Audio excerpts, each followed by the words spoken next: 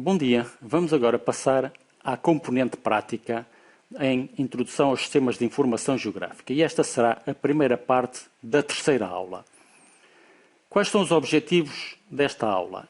Fazer a iniciação ao ArcMap, o software que vamos utilizar para desenvolver os projetos SIG, a iniciação ao trabalho em ambiente SIG, portanto começar agora a pensar em termos de sistemas de informação geográfica, aprender a criar pastas, criar projetos, criar shapefiles, atualizar a base de dados, ou seja, a tabela de atributos e aprender a digitalizar, ou seja, introduzir objetos na base gráfica e a preencher a tabela de atributos.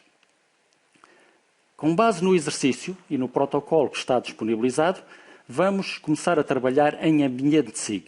Portanto, terão que ter o cuidado de não ligar várias vezes o programa, ou seja, uma vez iniciado o programa, ele ou está ativo ou está minimizado, portanto, não abram outra vez o programa e não façam nem mais nem menos do que vem referido no protocolo. Portanto, resistam à tentação de andar a picar com o rato em toda a parte do ambiente de trabalho, porque isso vai fazer com que o programa se pendure. Portanto, em termos de iniciação ao trabalho, o que devemos fazer é observar o ambiente de trabalho, colocar o cursor sobre os vários ícones, abrir os menus e ir lendo o que é que está associado quer aos ícones, quer aos menus. E agora começar a fazer um manual de procedimentos, cada um dos senhores alunos fará o seu manual, e um diário de bordo, ou seja, escrever num caderno tudo aquilo que é feito em cada uma das aulas. Começando pelo ambiente de trabalho. Esta é a página de rosto do ArcMap e podemos ver que o projeto não tem título, Untitled. Temos um menu de texto, tal e qual como no Word, no Excel, no PowerPoint. Portanto, se abrirmos estes menus, teremos acesso a um conjunto de comandos. E temos um menu de ícones. Cada um destes símbolos tem uma tarefa associada. A primeira parte do trabalho dos senhores alunos será ver o que é que está dentro de cada um destes menus e saber o que faz cada um destes ícones. Reparem que temos aqui a lupa mais e a lupa menos, que é comum a outros programas.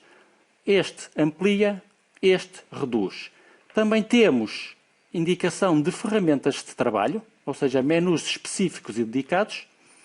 Temos um conjunto de outras aplicações, o Arc Toolbox com ferramentas, por exemplo, deste tipo, e o Arc Catalog, que nos vai permitir trabalhar a origem da informação. E depois temos aqui outros menus que serão utilizados ao longo desta aula. Reparem que, por termos um projeto sem título e não termos atribuído nenhum sistema de coordenadas, o programa diz-nos que desconhece as unidades de trabalho e apresenta a posição do cursor em cima do monitor. Em termos de programa em si, esta janela chama-se TOC, Table of Contents, e serve para mostrar que ficheiros estão disponíveis ou que ficheiros é que o utilizador carregou no seu projeto SIG. Esta chama-se a View, ou seja, é a janela de visualização. Será aqui que o utilizador vai ver os objetos que estiverem acesos ou ativos na TOC. E esta é a aplicação que permite criar e gerir a base de trabalho, ou seja, a origem do trabalho. Através do Arc Catalog, criamos pastas, shapefiles e bases de dados. Através do ArcMap, nós preenchemos a base gráfica e a base de dados. Portanto, quando abrimos o Arc Catalog, aparece-nos uma estrutura semelhante ao Windows Explorer e podemos ver a pasta de trabalho, como referido na aula teórica, a pasta de dados e o conjunto de informação a que o utilizador tem acesso. Portanto, introdução aos SIG, ano 16-17, dados de trabalho, folha 115 e a informação toda. Em termos de trabalho, aquilo que os senhores alunos vão fazer é criar uma pasta nova, portanto, botão direito do rato em cima da raiz da pasta, índice 1617, portanto, botão direito em cima da raiz da pasta, botão esquerdo sobre New, botão esquerdo sobre Folder e o programa cria uma pasta nova. Portanto, em termos de ambiente de trabalho, aquilo que nós temos agora é de analisar o ambiente todo antes de começarmos propriamente a trabalhar. Por exemplo, o sinal de mais em fundo amarelo permite adicionar dados, a lupa com o sinal de mais permite abrir janelas e a régua que está à esquerda dos binóculos permite medir distâncias. Em termos de ferramentas, a caixa amarela é o Arc Catalog, a caixa vermelha é o Arc Toolbox. Primeira operação, e uma vez que vamos trabalhar com folhas da Carta Militar, será definir o sistema de coordenadas. Se são folhas da Carta Militar, será o Datum Lisboa, elipsoide internacional, projeção de Gauss com falsa origem, que em ambiente ArcGIS se designa por Lisboa, I4 de Gauss e GOE. Portanto, se queremos atribuir o sistema de coordenadas à View, abrimos o menu View, propriedades da View, portanto, Data Frame Properties, Coordinate System, Projected Coordinate System, vamos trabalhar com coordenadas projetadas, portanto, dentro das coordenadas projetadas, as grelhas nacionais, National Grids, dentro das National Grids, Europe, que é onde nós pertencemos, e agora reparem, a pasta tem este sinal, o sistema de coordenadas tem o sinal de globo. Procuramos Lisboa, I4 de Gauss e GOE, fazemos OK e o programa automaticamente nos diz que estamos a trabalhar em metros. Continua, no entanto, a apresentar as coordenadas do cursor dentro do monitor relativamente ao 00, mas já sabe que são metros. Próxima tarefa. Na barra de ícones, vamos procurar o sinal de mais em fundo amarelo, que é o que nos permite adicionar pastas. Quando picamos em Add Data, abre-se um menu. Abrimos esta janela e procuramos o disco rígido.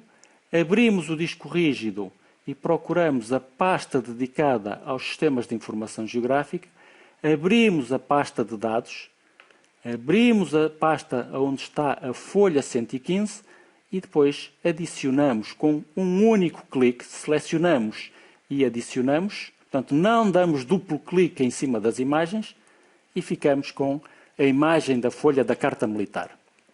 Vamos ampliar esta zona que é a que diz respeito ao campus académico da UTAD. Como? Carregamos na lupa com o botão esquerdo e depois, sempre a pressionar o botão esquerdo, abrimos uma janela em cima da imagem e ficamos com a ampliação. Temos aqui o complexo desportivo, com os 3 campos de futebol, o Geociências, o campo de ténis, o edifício dos laboratórios, o edifício de engenharias, ciências agrárias e campo de ténis. E aqui está o edifício onde temos as aulas práticas. Está no território, não está na cartografia porque não está atualizada. No entanto, ainda que não esteja representado o edifício, temos que começar a habituar-nos a ler a informação em cima da folha da Carta Militar e saber nos georreferenciar. Portanto, qual vai ser a próxima tarefa? Tomar notas das coordenadas do campo de ténis e resolver o primeiro protocolo, ou seja, calcular distâncias até ao rio, calcular o declive e calcular a exposição. Como é que vamos calcular ou tomar nota das coordenadas? Colocamos o cursor em cima do campo de ténis e o programa mostra-nos aqui as coordenadas em Lisboa, I4 de Gauss militar do campo de ténis. Portanto, estas serão as coordenadas. Em termos de distância, acionamos a régua de medição do lado esquerdo dos binóculos, picamos com o botão esquerdo do rato e sempre a pressionar o botão esquerdo, picamos até à margem do rio Corgo. E o programa diz-nos que o segmento mede 561,1 metros. Qual é a diferença entre segment and length? Se nós continuássemos agora a percorrer o espaço por aqui fora, o segment dar-nos-ia sempre a informação de cada segmento de reta e o length, ou o comprimento, dava-nos o acumulado do percurso. Portanto, o segment é entre 2 pontos, o length é entre um conjunto de pontos. Portanto, a distância horizontal projetada é de 561,1 metro. A exposição é noroeste, porque aqui é o oeste, aqui é o norte e a exposição é noroeste. A cota do campo é aproximadamente 460 metros. Porquê? Se este ponto cotado é dos 462, esta curva de nível anterior é a dos 460. Portanto, o ponto está aproximadamente a 460 metros. Se esta é a curva dos 460, esta é obrigatoriamente a curva mestra dos 450. Esta é a dos 400 e esta a dos 350. 340, 330, 320, 310. Portanto, temos que relembrar as duas primeiras aulas práticas e ler a informação em cima desta folha. Portanto, cota do campo 460, cota do rio 310. Ou seja, existe uma diferença de cotas de 150 metros. Como é que calculamos o declive? Diferença de cotas sobre distância horizontal projetada vezes 100. Ou seja, o declive são 26,7%. Estimativa da distância real. Resolver o teorema de Pitágoras relativamente ao triângulo diferença de cotas, distância horizontal projetada. Portanto, distância projetada 561 metros, distância real 580 metros. Reparem que neste espaço temos uma diferença de cerca de 20 metros em termos de distâncias. Portanto, e assim vimos uma primeira abordagem ao potencial dos sistemas de informação geográfica. Na segunda parte, iremos desenvolver este exercício, agora concretamente com a criação de shapefiles e de tabelas de atributos. Obrigado pela atenção.